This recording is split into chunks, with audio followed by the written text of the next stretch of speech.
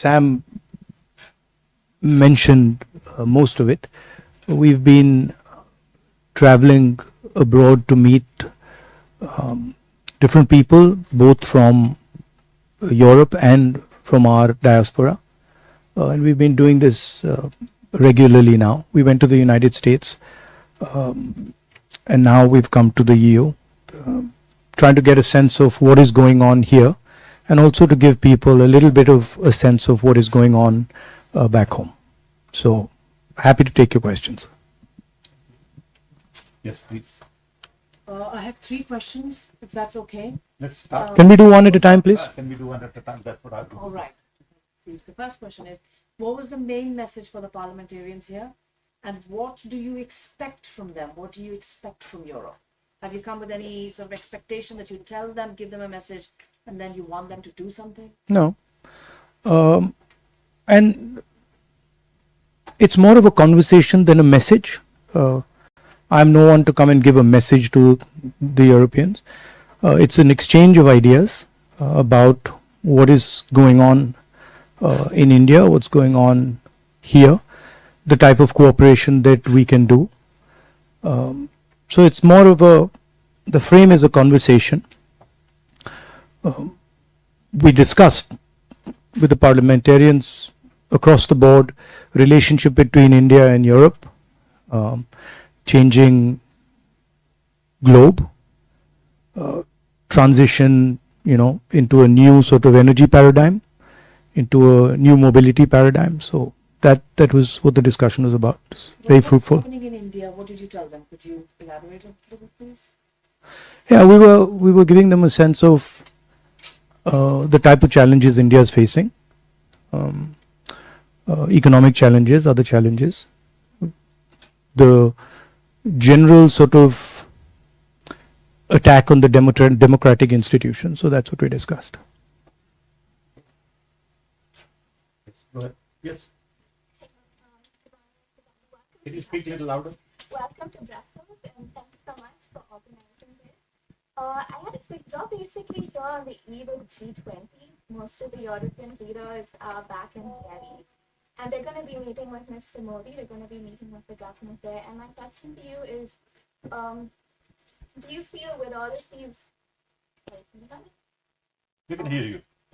Do you feel with all of these meetings they're going to be having, the Western leaders, are they giving Hindu nationalism a free pass? Are they giving the persecution of Muslims and minorities a free pass in India right now? No, I don't think. I think the G20 is an important conversation, and it's a good thing that India is hosting it. Of course, there are issues in India that we raise. But I don't think, I think the framing that are they giving them a free pass is not exactly correct. But do you feel that, obviously there's a war going on in Europe right now, and there's been this constant, I wouldn't say an allegation, but there is this aspect that India has close relations with Russia, and we've had European leaders talking to India about it. And do you feel in this aspect of trying to lure India away from Russia, they won't bring up the persecution of minorities and Muslims in India, leaders from the West? No, I mean, India, of course, has a relationship with Russia. India has a relationship with the United States. India is a large country, and by nature of being a large country, it will have relationships with many other countries. So that's a normal thing. That's not, India has every right to have a relationship with whoever it wants. There is, of course, there are serious issues about the type of actions that are being taken with regards to institutions, with regards to democracy and stuff. And yeah, we would hope that there is a sense that there are underlying issues. Can I just have a follow-up? Hold on, no, please just. Yes, sir. Dmytro Shkurko, National News Agency of Ukraine. We know that the Modi government takes quite cautious position on the conflict and the war Russia held against Ukraine. So that I'm curious, what is the opposition point of view on the issue? And the related question, is that cautious position of the Indian government related to the sharp increasing of the oil supply of Russian oil to India? Thank I you. think the opposition, by and large, would agree with India's position, current position on the conflict. We have a relationship with Russia, and I don't think the opposition would have a different view than what the government is currently proposing. Hello, I am from actually Kashmir. I would like to ask a question related to Kashmir issue. And what would be your policy if you came into the power next elections, hopefully? And recently, 4 years before, the Article 370 was abrogated, and even opposition leaders were restricted to visit and meet the people. And how you see the future of Kashmir? Thank you. I mean, our position on Article 370 is very clear. It's in a resolution passed in the CWC of the Congress Party. I would urge you to take a look at that.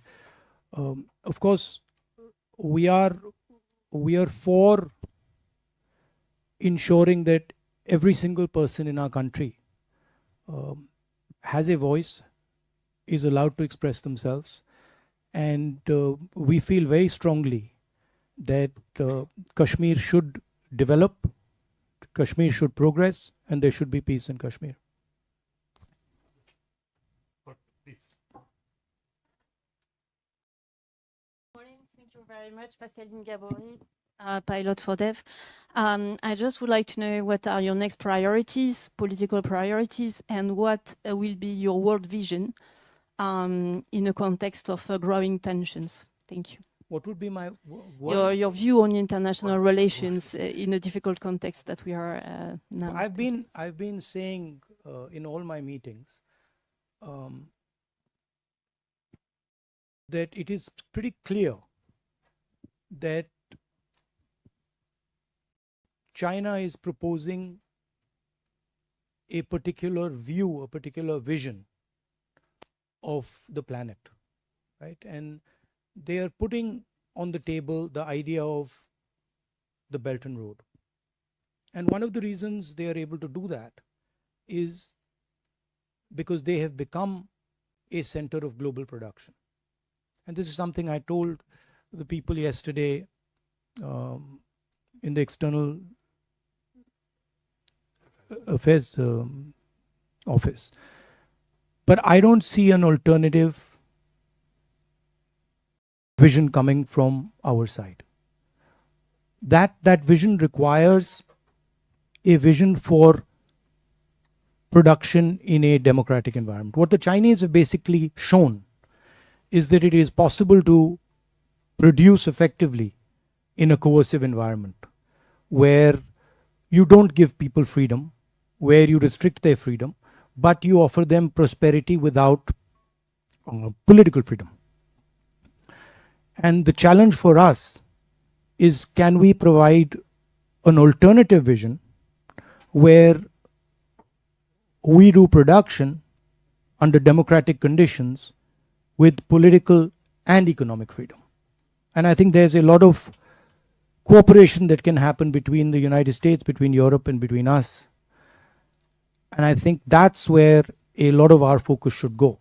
How can we create an alternative to the Chinese production model that is a coercive production model? A competitive vision. Hi, this is Malini from PTI. You've given a very dignified answer to G20 happening in India is a very good thing. And we have news that Mallikarjun Kharge has not been invited for the G20 gala dinner by the BJP.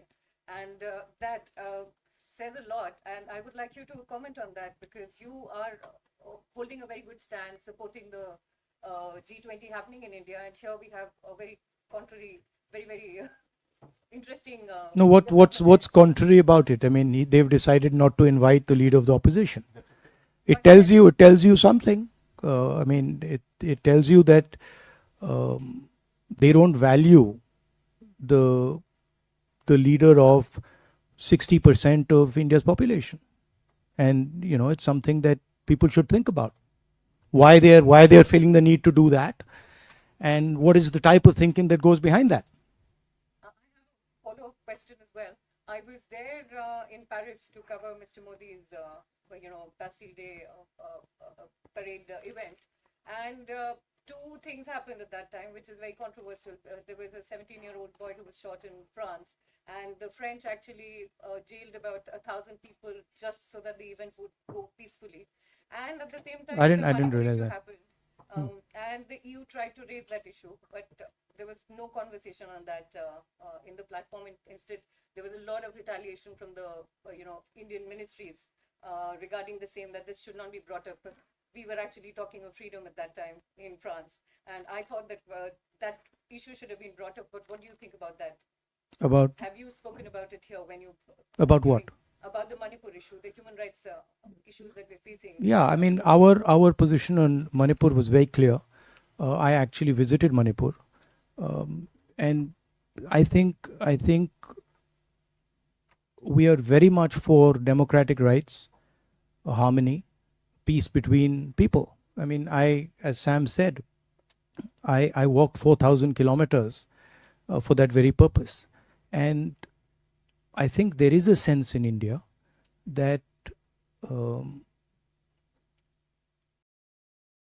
the democratic structures of our country, the institutional structures of our country are under attack, and they're under attack from the group of people who are running India. I don't think this point is missed by anybody. I think everybody who has even a little bit of an understanding of India knows this. But of course, there are other considerations. So when you're dealing with India these days, there are other considerations which are also important, as you would be well aware.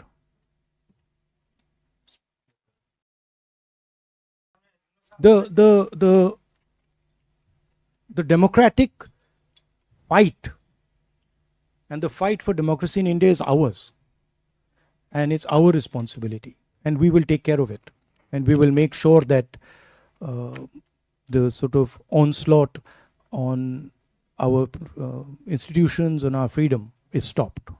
The opposition will make sure it happens.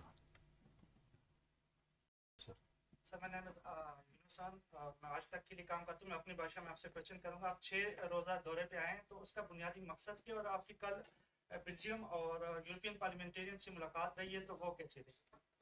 आप हिंदी में जवाब चाहते हैं या English में? You decide. You ask. These are both other people. Okay, no, the aim of the visit is to meet our diaspora here, to engage with them, to get a sense of what they're dealing with, what they're going through. That's one aspect.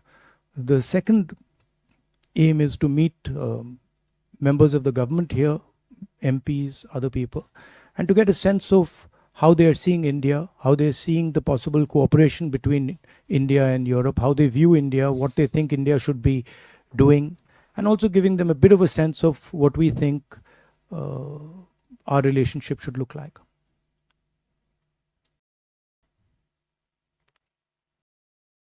Yes, ma'am. Yes. Microphone.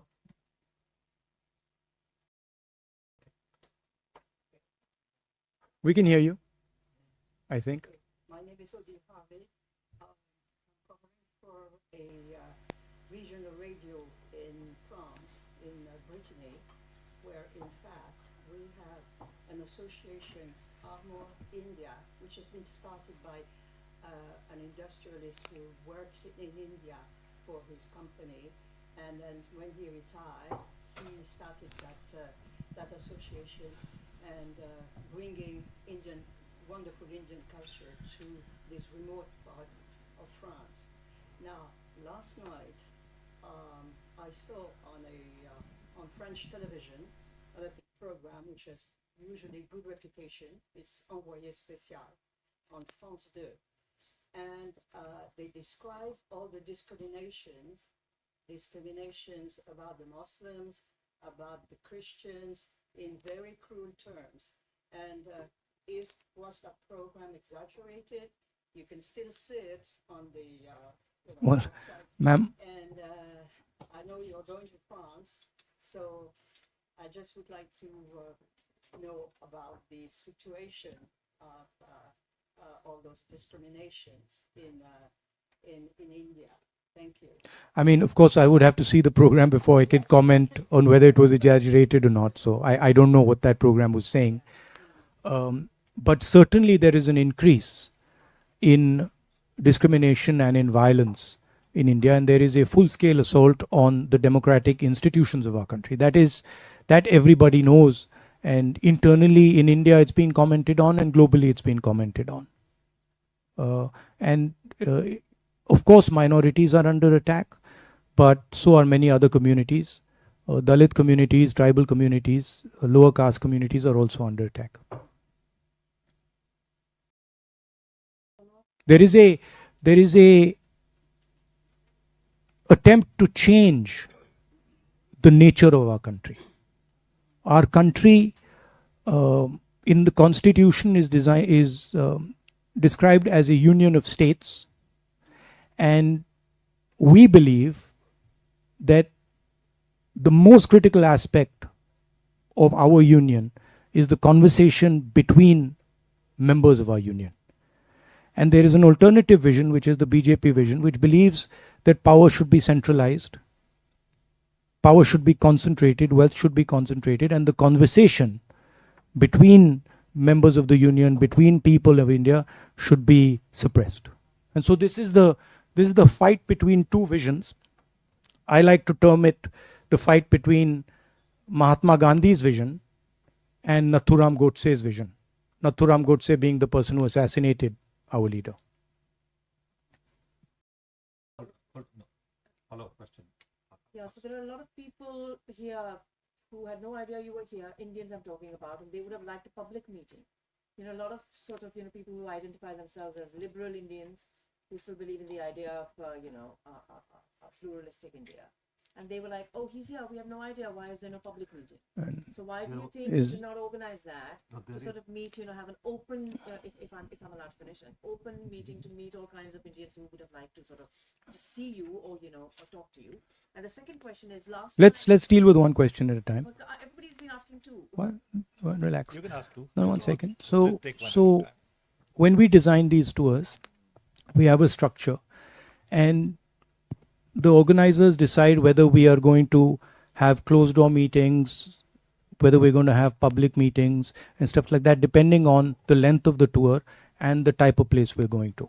So I guess in Belgium, we sort of opted for a model. By the way, hundreds of people are coming and meeting us, and pretty much everybody in Belgium who of Indian origin knows exactly where I am, and they've been coming by droves to come and see me.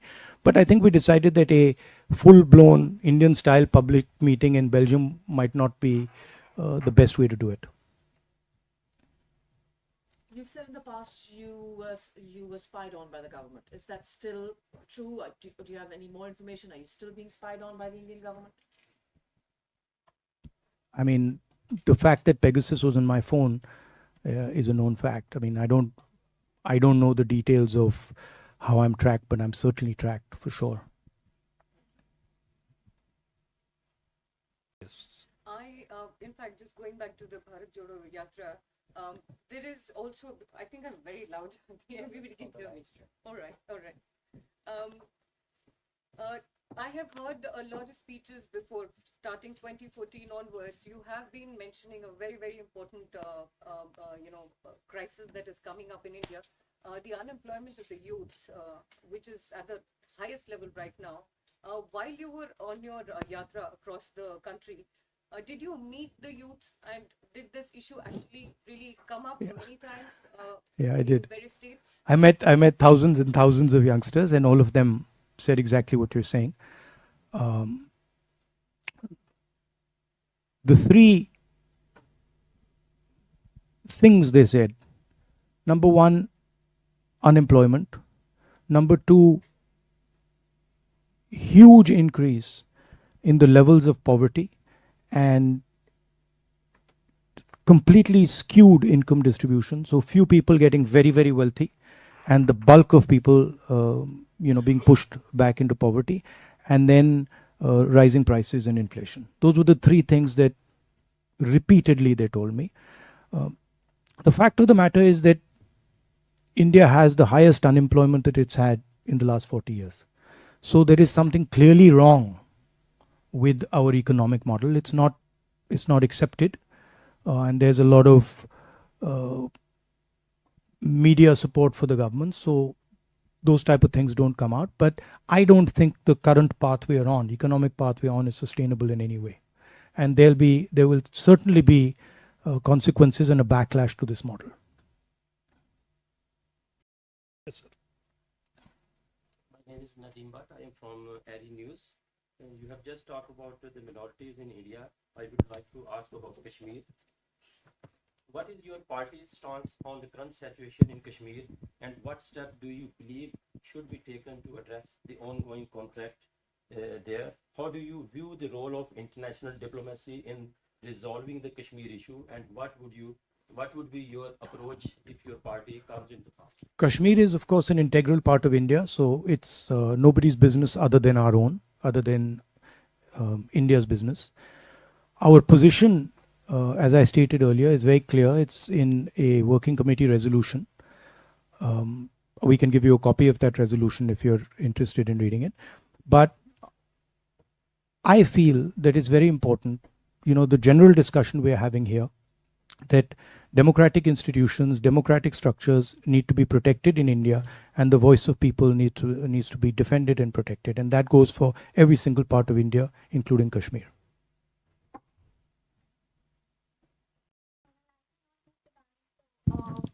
This has obviously been conversation now about the name of the subcontinent, and your yatra was called Bharat Jodo, and now We're now having a name change. yes, is that happening? What are your? I don't know. You have to ask the Prime Minister. I mean, Do you want it to change? Do you want to change? Or these are. Bharat Jodo. So is I am perfectly happy with the names that we have in our constitution. India, that is Bharat, works perfectly well for me. But I think these, in a sense, to me, are panic reactions.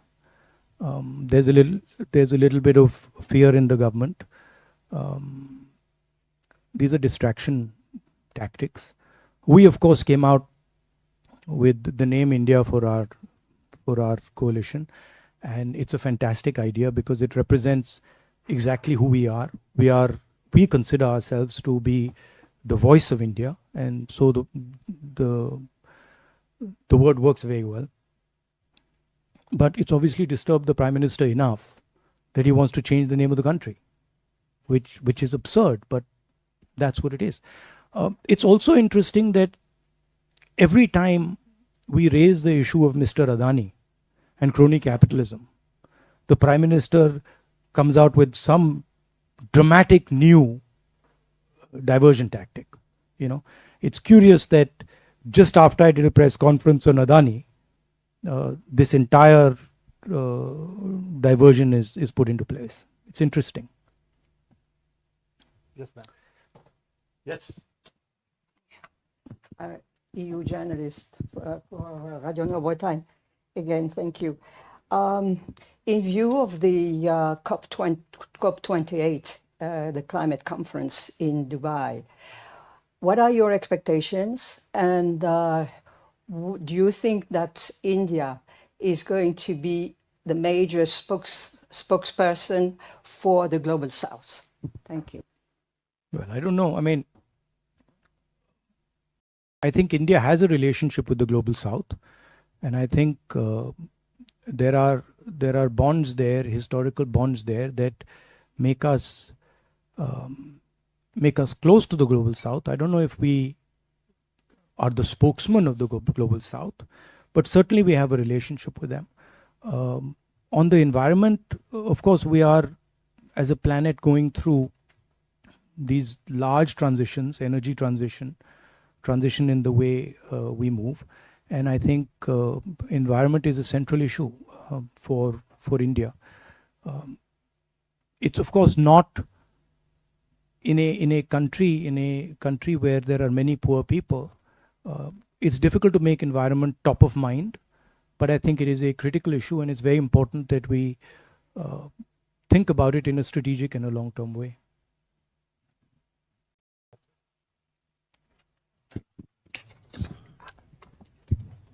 Thanks.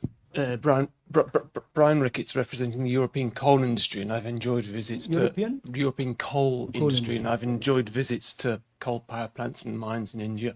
And my hope for the future is a democratic India. And the question relates to that. As China developed very rapidly over the last few decades, its economy became imbalanced, and it's now paying the price for that, I believe. How would you ensure that India's economy doesn't become imbalanced? So how to balance the powers of a market-based economy versus central planning? I think one of the lessons that I learned in my walk was that there is an inherent and profound wisdom in the people of my country, right? Regardless of which part of society they're in. For example, we're discussing environment. The type of conversations I had with tribal people about the environment were far more sophisticated than I have with people living in cities, right? So there is an inherent wisdom in the people of India, and I'm sure in the people of Europe and people of Belgium. And I think it's critical for us that in decision making, we listen to the voice and the intelligence of the people. And that's where we have a fundamental difference with the BJP. We value the voice of the people, we value the voice of poor people, we value the voice of all stakeholders, and we want to hold a conversation with stakeholders before we make decisions. It's sometimes slower, but in the long run, it works out much better. And that's really the conflict that is taking place in India. They're of the view that you don't need to ask people, you just go ahead and slam everything through. But in our view, there's consequences. With regards to the public sector and the private sector, we are pretty clear that in key strategic areas, public sector should have a role. In education, in healthcare, public sector should provide a foundation. But in other spaces, private industry is probably a better tool to achieve most aims. Just one or two more. Quick. Very quick one. But you asked you asked 4 questions. You've asked 3 or 4 questions. Yeah, please. Thank you. Anybody else? Nobody else, go ahead. Then one or two. That's it. I think the agenda that you're talking about, mostly what has been happening in the election manifestos, usually, the manifestos of the parties, that's how the elections were initially fought or held, where parties came and spoke about the manifestos. Now, with all the changes that have happened in India, we know so many PSUs have been privatized or are on the verge of being privatized in India. How, in case in next year's elections, in case tables turn and we see the opposition and the alliance probably coming forward and running the country, how do you think those kind of changes that were, that is so massive that have been happening can be reverted which or changes? corrected? The privatization of public sector units, that has been happening in India. How do you actually rectify that? Because that has actually taken away employment of so many housewives. I mean, women like my mother would probably be a very good candidate for an SBI, banking job. But a private sector will not necessarily employ a person of her age and will look for a more competitive, growth. So I think that's where I see a lot of people will lose employment because of this in India and are doing that. How does this get rectified? Where we draw the line is the notion of crony capitalism, right? We don't have a problem with the private sector. We don't have a problem with the government sector. Where we draw the line is where one or two people start to financially control the whole country, right? And where one or two people or three people are running everything. That's where our problem begins. There's another element to this, which is that government policies in India have systematically attacked the backbone of our employment system. If you look at who gives employment in India, it's the small and medium industry that gives employment in India. And demonetization and GST have devastated those structures, right? So it's a two-pronged attack that the government is carrying out. Number one, impose a huge transaction cost on all small and medium businesses and ensure that you build 2 or 3 monopolists who control pretty much everything, right? So if you look at Mr. Adani, our problem with Mr. Adani is he controls the ports, he controls the airports, he controls agriculture, he controls grain silos, he has real estate. I mean, he's everywhere. And he's dominant everywhere. He controls cement, right? So we think that's counterproductive for the country. And on one side, they are pushing this very monopolistic capital. And on the other side, they're devastating the small and medium people from where we're going to get a job. That's why we're having an unemployment crisis. And the second part is where you require key services, right? Country like India requires the government to be involved in education. It requires the government to be involved in healthcare. And the idea that you can just privatize education and privatize healthcare, it devastates the poorest people because they simply do not have access to this. So they are hitting this from 3 or 4 sides, and the solutions are pretty clear. I mean, we would invest much more in health and education. We would protect small and medium businesses. We would try to build an economy where small and medium businesses transition to medium businesses and then to large businesses and then to massive businesses, right? If you look at our small and medium businesses, almost none of them become big businesses, right? They remain small or they die, right? And it's because of policy. So you can change policies to ensure that you start building champions in these smaller and medium spaces, and you can certainly invest much more in education and healthcare. I'm not saying there's no role for private businesses in education. There is, but the mainstay of any education system in a country like India has to be, it's a government responsibility, and the government can't just say, okay, we are going to, abrogate from this responsibility. So the things that can be done and need to be done are pretty clear. They're not complicated.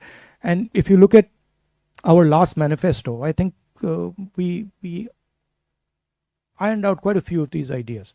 One of the other ideas that we have, which we've tested now, you can get a sense of how we think about these things by looking at our states. So if you look at the healthcare system in Rajasthan, that'll give you a good sense of what we are thinking in terms of healthcare for the country. If you look at our social programs in Karnataka, you get a sense of how we are thinking about social programs for the country. So we tend to run a pilot somewhere, see if it works, and then scale it up. And, for example, Manrega was such a case where we ran a small pilot, then we scaled it into a state, and then we scaled it into the nation. We don't believe in, these rash decisions where you suddenly demonetize the economy or you suddenly impose a GST. We believe in seeding an idea, letting that idea grow, testing the idea, and then scaling it across. Chhattisgarh has some very good ideas on how to support farmers with minimum prices. Karnataka has our, the sort of support that we're giving to women in Karnataka. That's some very interesting work that's going on. And in each one of our states, you can see the sort of type of ideas that we will use when we come to power. ask question. When you were talking to the parliamentarians, you said there was a conversation and you were informing them about sharing, your reading of what's happening in India. And you have repeated here that, there are problems back home when it comes to institutions and democratic structures. What was their response to you? Did they seem concerned? Did they seem... Yeah, they were very concerned. They were very concerned, and they felt that they felt that there is an attempt to stifle the democratic structures of India, for sure. And I mean, they were very, very clear with us. Okay. We have more questions. You have more questions? Oh, you No, have more I questions? think thought we gave I you think enough 5 questions for one person is good enough. I mean, if you, Okay. Responses are coming to everybody. No Thank you. offense. No, but thank you very much for your time. We really appreciate. Thank you, Rahul. Thank you very much. And we hope to see you again. Be in touch. Thank you.